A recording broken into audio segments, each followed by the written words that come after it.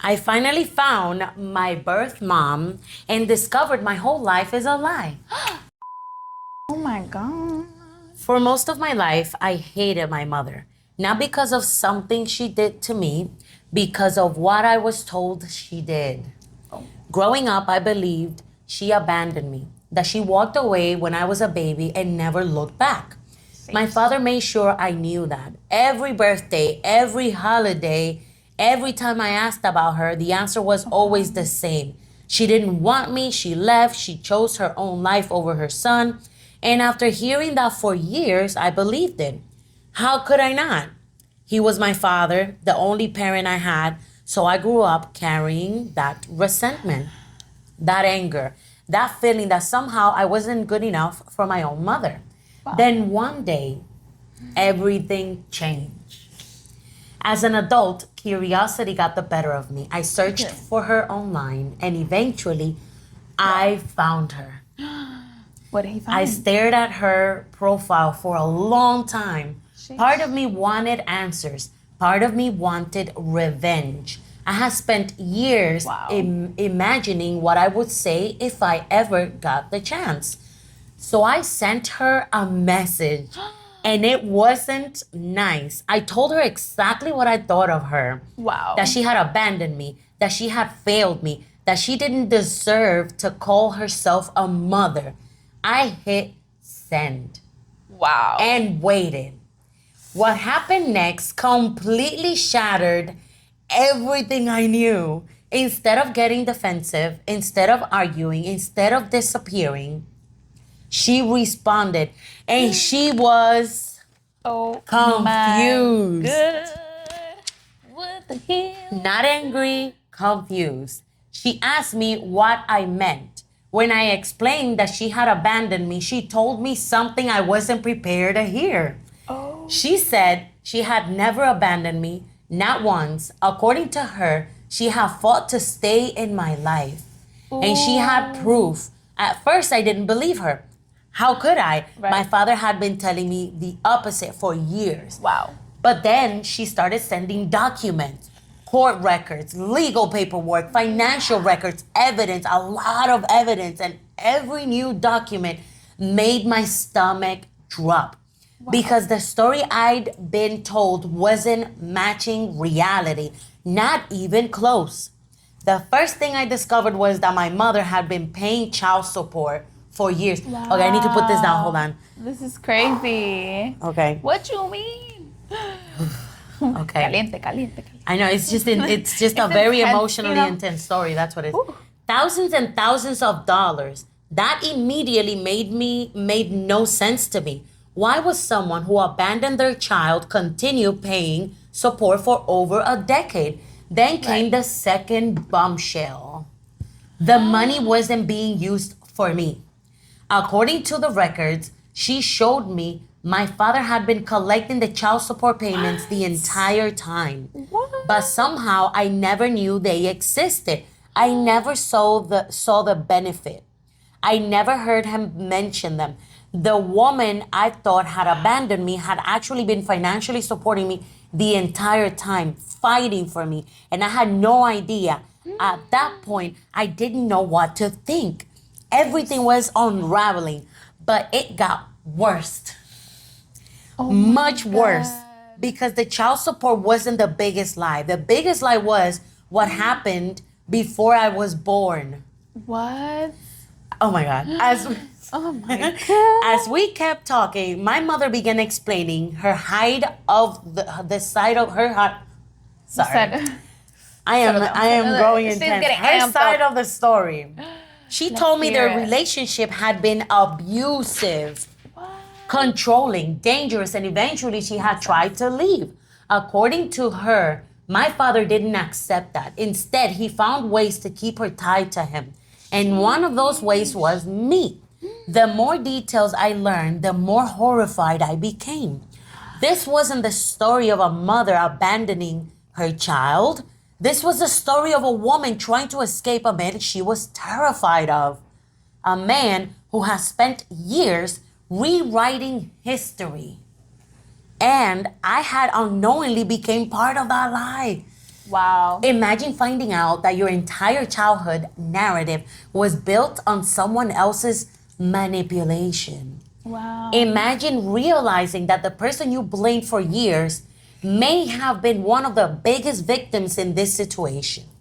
I didn't know how to process it. I was angry, embarrassed, heartbroken, and honestly, I felt guilty because I had sent that hateful message. I had attacked someone who has spent years carrying the pain of losing her child, a child she claimed she never stopped loving.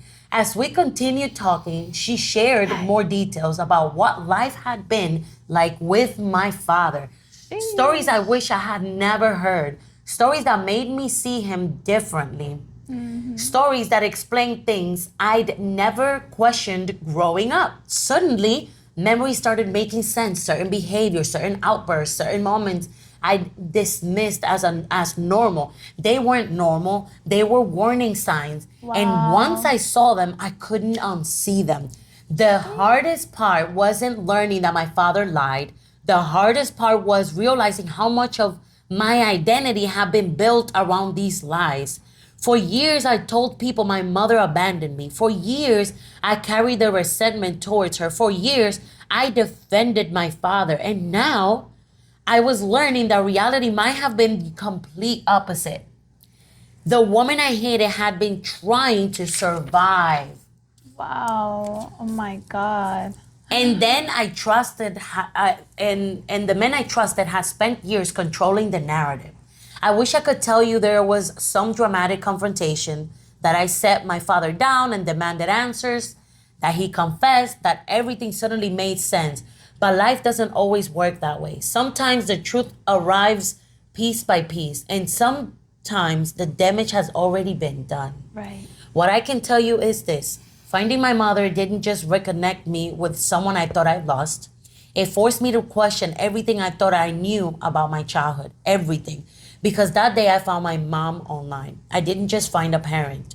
I discovered that my entire life story had been written by the wrong person. And for the first time, I finally got to hear the other side. Right. So here's the question. If you discovered that the story you'd believe your entire life was a lie, would you ever be able to forgive the person who told it? Sheesh. That's devastating. V, a lot that's to a unpack. lot. I'm gonna start out by saying that it is true that that everything that his dad said to him, it's not just that his mom was absent, but every time that his dad tried to poison him, that shapes a man. That can shape anyone. It shapes the way that you interact with society. It shapes the way that you trust your significant other when you decide to have a family with them. Right. So like imagine all of that. And in reality, the damage is done because now his damage is not just I can't trust a woman because of what my mom did. No, now that he knows the truth is I can't trust anyone close to me because the men who took care of me for years lied to me and deceived me that way and manipulated me that way. So either way, he's gonna come out with emotional damage from this. Yeah.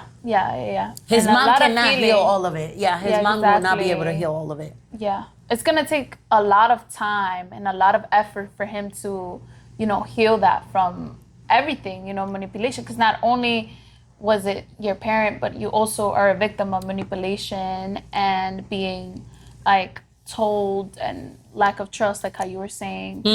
But sir, not confronting your father and letting him know that you know the truth is not going to help you heal. Yeah. Maybe you don't care about confronting your dad because your dad doesn't care or whatever. But can you really heal from this and evolve from it and move on without confronting him about something so big, without expressing how you truly feel to someone to whom you've always expressed how you really feel? Always. So suddenly now you're just gonna shut down and hold all of that inside? I also think that maybe he really wouldn't care because he's like a manipulator and abuser. Like whatever his son will say, like I think it would just pass through him. Like I agree. And he's not in his right mind. So even if he were to express it, like there would be no like emotional like comprehension. Who knows how he would react, or empathy. He probably will have an outburst. But the thing is, V, confronting his dad is not about making his dad change or making his dad see how he feels. It's for him within. Oh yeah, It's just like, to like get it out. get it out. Get that shit out and let us know how it goes. No, I would have to let that out. That's too big to just not. Although, Maybe could he's be. scared. Yeah. I was just about to say that shit. I was just about to say maybe he's intimidated because someone who's capable of doing all of that for so many years and doing what he did to his mom, exactly. maybe he's too intimidated to approach this man, and he's just gonna shy away from the situation. I get Give it it there. some time, I'd also be intimidated to approach the guy too, because who knows? Yeah. He could flip the something, switch. yeah.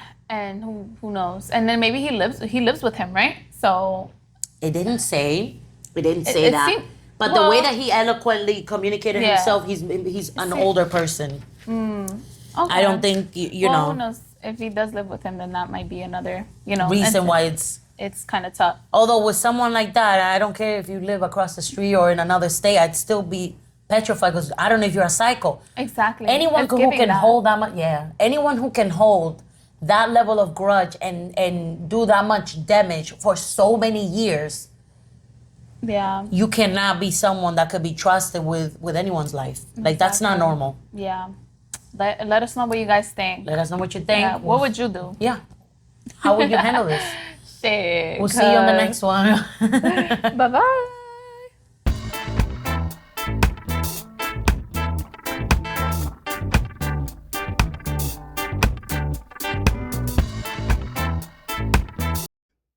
Hello, V. Hello. Hello. Hello. Hello.